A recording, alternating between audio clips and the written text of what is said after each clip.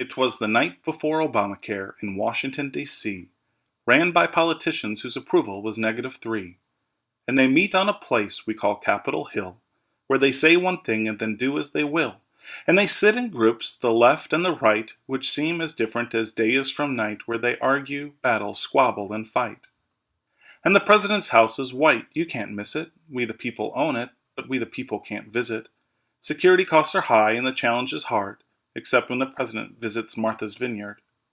But the president had a dream that he wanted to share because all Americans deserve better health care. So he wrote up a law and he sent it to the Hill in hopes that Congress would do what he will. My plan is the greatest. It will save lots of money. No catches or gimmicks, no tricks, nothing funny. You like your doctor? Do you like your medical plan? Can you keep them intact altogether? Yes, you can. And Congress did pass it. It passed with great speed. Should we get votes from the right? That's nothing we need. And Pelosi promised this great plan was legit, saying pass it first and then we'll read it. So the law found its way on the president's desk, and in media glory the president basked. They hung on each word and they wrote them with pride. Fox News asked hard questions, but the rest took his side. With the law signed, it was now time for action. But the president knew better. Wait until after the election. So the low-hanging fruit, that will serve as the bait. But healthcare.gov, that part can just wait. So the government began its healthcare endeavor, quite sure of itself no one could do better. And to pay for this plan, we will each do our share. Take $700 billion out of Medicare. So that's what they did to your parents and mine, who paid into the system and put in their time. Redistributing wealth on the government side was easy. The trick was to go nationwide. Some churches and companies didn't like it a bit. Covering abortions when we're completely against it? We cannot support this, but now we're in a bind, for the law says support it, or else you'll be fined. Then unions said, hey, we thought this was great, but it shouldn't apply to us, and now we're irate. Obama, do your magic, and please try and block it. After all, last election we were in your back pocket. The average Jane on the street said, this isn't for me. Birth control requirements, but I'm 63. I'm not having children. What do you think that I do? My last child was born in 1982.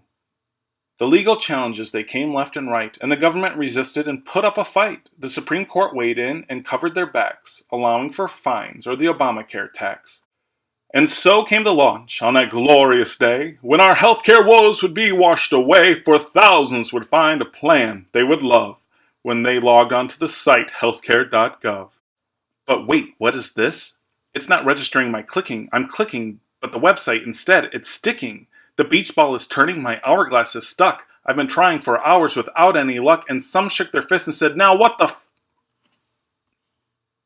And the news started to come in. From all corners it seemed that healthcare.gov was not what had been deemed. It's from all of the purchases, Obama did boast, all 6 as reported by the Washington Post. People were frustrated, they tried, but each time they clicked, their click was denied, and the press finally yelled, wait, how could this be? The president was clueless, another Benghazi.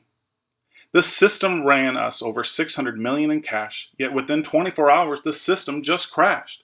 And try as they may, all of Sebelius's men couldn't put healthcare.gov back together again. Why did this happen? What's the president to think? His baby, his law, it's gone on the blink. His reply, it's okay, things happen, we'll move on. Remember, things like this happen to Amazon.com.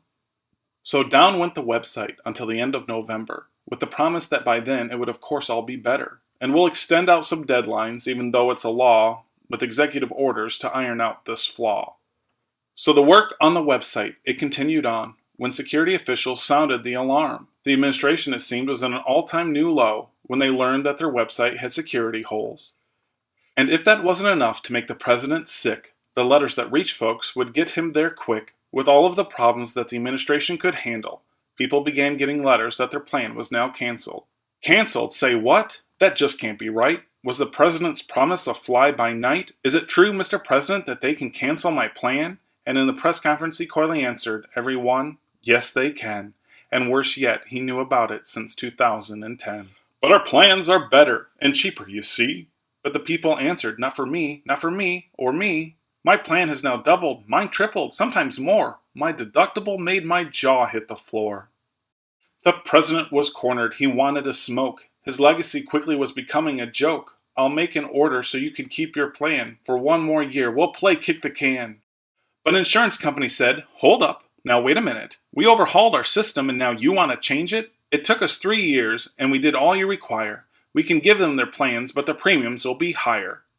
Congress got involved. They asked, what are the numbers? Have they been impacted by all these website blunders? The system's so confusing, it requires a syllabus. Whose head's HHS? Get us Kathleen Sebelius. But where's Miss Sebelius? She's nowhere to be found. As she bounced across the country and from town to town, touting how the website was helpful and great, as long as you have several hours to wait.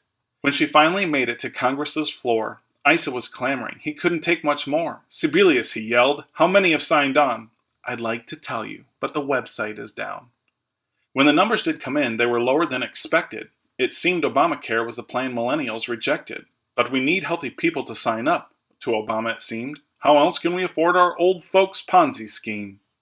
So they created commercials about girls and birth control, about a really hot guy and a girl acting like a hoe, or guys doing keg stands. They need insurance too, but millennials didn't like them, didn't think they were cool. Maybe if we had music, a rap, don't you see, and it was sang by a dude that looked just like me, they would have to buy it. There's no way they could not. I'm sure they would buy it while it's hot, while it's hot.